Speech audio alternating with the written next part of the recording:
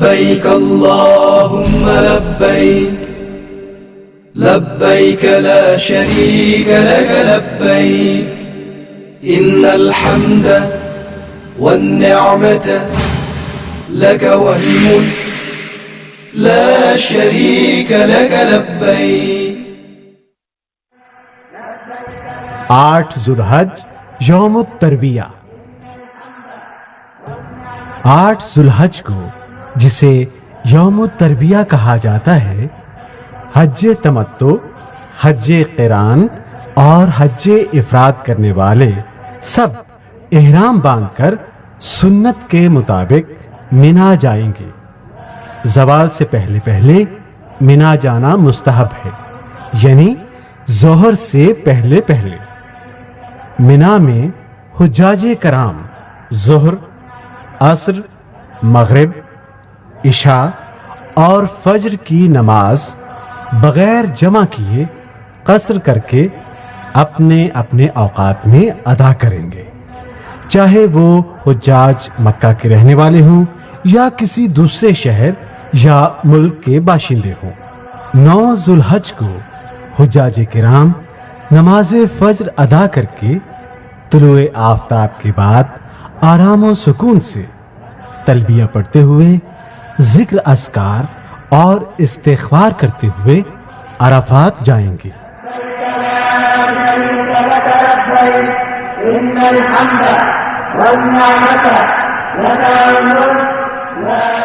9 ذوالحج یوم عرفہ. اس دن تمام حجاج عرفات کا رخ کریں گے، جس کے متعلق نبی صلی اللہ علیہ وسلم کا ارشاد ہے کہ یہ سب دنوں سے افضل دن ہے. اس عظیم دن میں حجاج طلوع آفتاب سے غروب شمس تک عرفات میں قیام کریں گے. نمیرہ کے مقام پر قیام کرنا سنت ہے اگر ممکن ہو، وگرنہ پورا عرفات قیام کی جگہ ہے، لیکن عرفات کی حدود کے اندر اندر رہا جائے. اس کی حدود کی رہنمائی کے لیے بڑے بڑے بورڈ آویزاں کر دیے گئے. حاجی کو اس عظیم دن میں خشوع و خضوع سے تلبیہ، تکبیر، تحلیل، استغفار اور دعائیں کرنی چاہیے. ظہر کے وقت امام واعظ و نصیحت پر مشتمل خطبہ دیتا ہے، پھر تمام حجاج ظہر عصر کی نماز ایک ہی وقت میں قصر کر کے ادا کریں گے، جیسا کہ رسول اللہ صلی اللہ علیہ وسلم نے کر کے دکھایا. حاجی کو ان امور سے اجتناب کرنا چاہیے جن سے اجر و ثواب میں کمی آئے یا حج باطل ہونے کا اندیشہ پیدا ہو. عرفات میں ہونے والی غلطیاں. کچھ حجاج عرفات کی حدود سے باہر قیام کرتے ہیں اور پھر وہیں سے مزدلفہ چلے جاتے ہیں. یہ درست نہیں، بلکہ اس سے حج باطل ہو جاتا ہے. بعض حجاج غروب آفتاب سے قبل عرفات سے نکل آتے ہیں، حالانکہ ایسا کرنا بالکل جائز نہیں، یہ خلاف سنت ہے. کچھ حجاج جبل عرفہ، جبل رحمت پر چڑھنے کی کوشش کرتے ہیں اور چوٹی پر جا کر نماز ادا کرتے ہیں. اس کے پتھروں کو چھوتے ہیں. یہ ایسی چیزیں ہیں جن کی شریعت میں کوئی دلیل نہیں. پھر اس کی وجہ سے کئی دشواریاں بھی پیدا ہوتی ہیں. دعا کرتے وقت جبل عرفہ کی طرف منہ کرنا بھی غلط ہے، جبکہ سنت طریقہ یہ ہے کہ دعا کرتے وقت قبلہ رخ ہوا جائے. دعا: اے اللہ، میں کفر اور فقر اور عذاب قبر سے تیری پناہ چاہتا ہوں. تیرے سوا کوئی معبود برحق نہیں. اے اللہ، تو میرا پروردگار ہے، تیرے سوا کوئی معبود نہیں. تو نے ہی مجھے پیدا کیا اور میں تیرا بندہ ہوں. حت المقتور، میں اپنے وعدے اور عہد پر قائم ہوں. اپنے برے اعمال سے تیری پناہ چاہتا ہوں. میں نعمتوں کا اقرار کرتا ہوں جو تو نے مجھے عنایت کی ہیں، میں اپنے گناہوں کا بھی اعتراف کرتا ہوں، تو مجھے معاف فرما، کیونکہ تیرے سوا گناہوں کا معاف کرنے والا کوئی نہیں۔ مزدلفہ 9 ذو الحج کو غروب آفتاب کے بعد حجاج مشعر الحرام مزدلفہ کا رخ کریں گے، جہاں پہنچتے ہی مغرب عشاء کی مسافرانہ اکٹھی نماز ادا کریں گے۔ اللہ کے فضل و احسان پر شکر، تلبیہ اور ذکر اذکار کرتے ہوئے رات اسی میدان میں گزاریں گے۔ حجاج کرام یہاں پر بھی کچھ غلطیاں کر جاتے ہیں، مثلا مغرب و عشاء کی نماز ادا کرنے سے پہلے کنکریاں چننا شروع کر دیتے ہیں، حالانکہ نماز ادا کرنا ضروری ہے۔ بعض حجاج جمرات کو ماری جانے والی ساری کنکریاں مزدلفہ سے چنتے ہیں، یہ بڑی غلطی ہے اور ایسا کرنا بالکل درست نہیں۔ نماز فجر تک رات گزارنا سنت ہے۔ بچوں، عورتوں اور بوڑھوں کے لیے رات کے آخری حصے میں رش سے پہلے پہلے منا جانا جائز ہے۔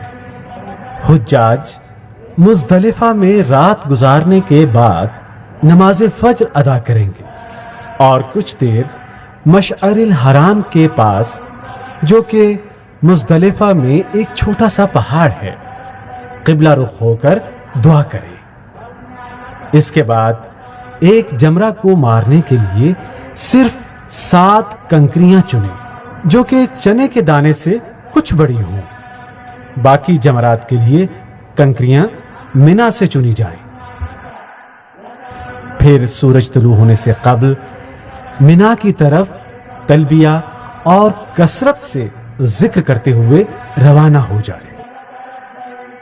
منا پہنچتے ہی جمرہ کبریٰ جو مکہ کے قریب ہے وہاں جائے اور تلبیہ کہنا ختم کر دے، اور پھر ہر کنکری کے ساتھ اللہ اکبر کہتے ہوئے رمی کرے۔ پھر اگر اس کے ذمے قربانی ہے تو جانور ذبح کرے، اس کا گوشت خود کھائے اور فقراء میں تقسیم کرے۔ پھر سر کے بال منڈوائے یا کٹوائے، تاہم منڈوانا افضل ہے، جبکہ عورت انگلی کی ایک پور کے برابر بال کٹوائے۔ یہ ترتیب افضل ہے۔ اگر ان میں تقدیم و تاخیر ہو جائے تو کوئی حرج نہیں۔ 10 ذو الحج یوم النحر۔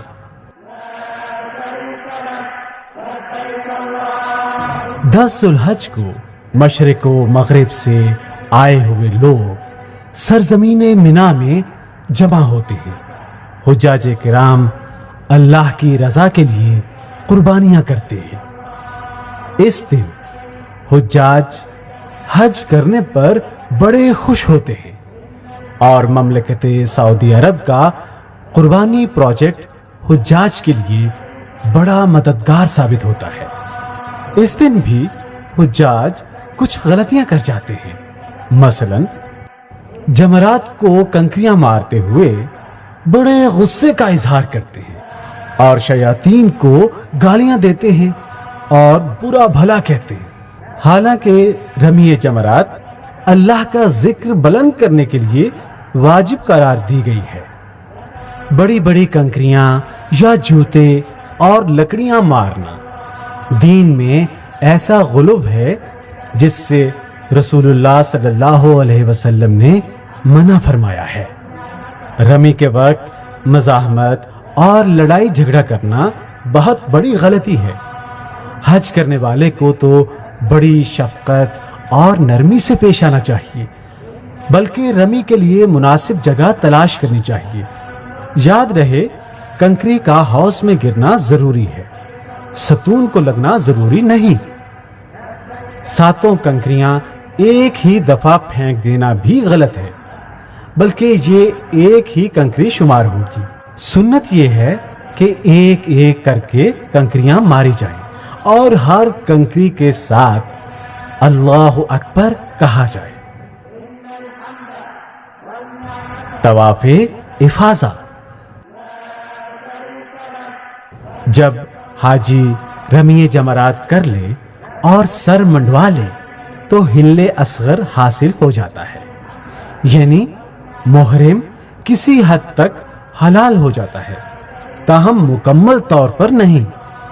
اس حالت میں حاجی عام کپڑے پہن سکتا ہے اور بیوی کے سوا ہر چیز حلال ہے۔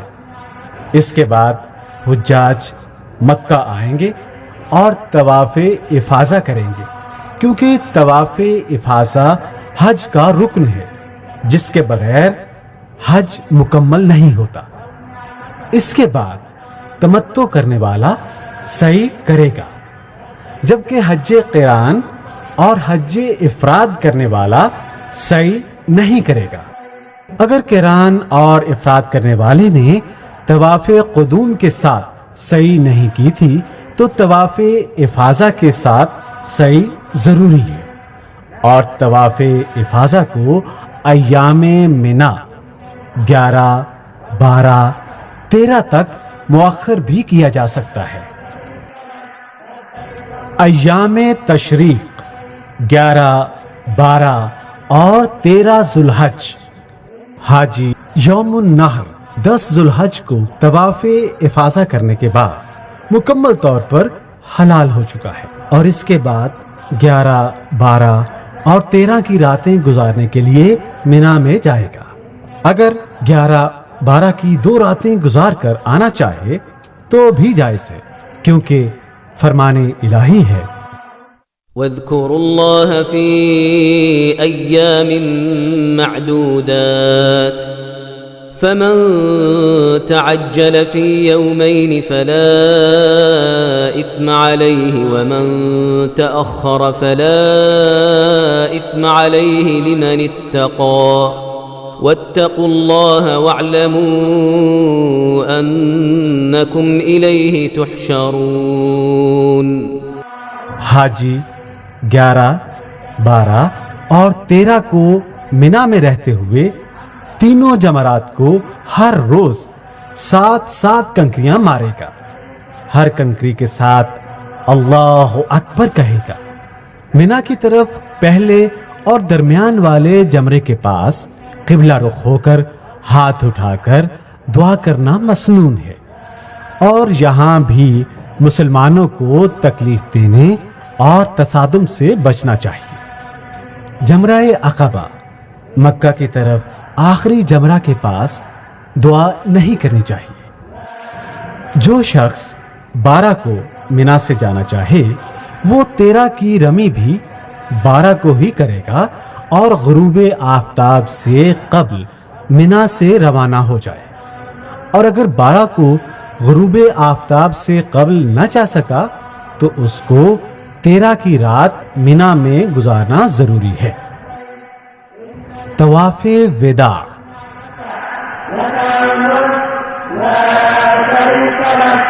حجاج کا یہ قافلہ ایک مرتبہ پھر مکہ مکرمہ کا رخ کرے گا۔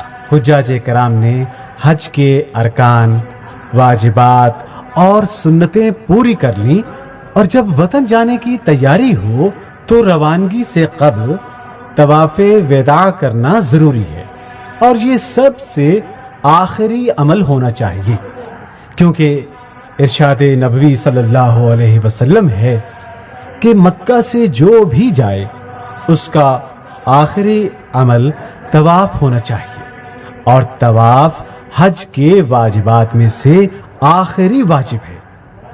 طواف وداع نفاس اور ماہواری میں مبتلا خواتین کے سوا سب پر واجب ہے۔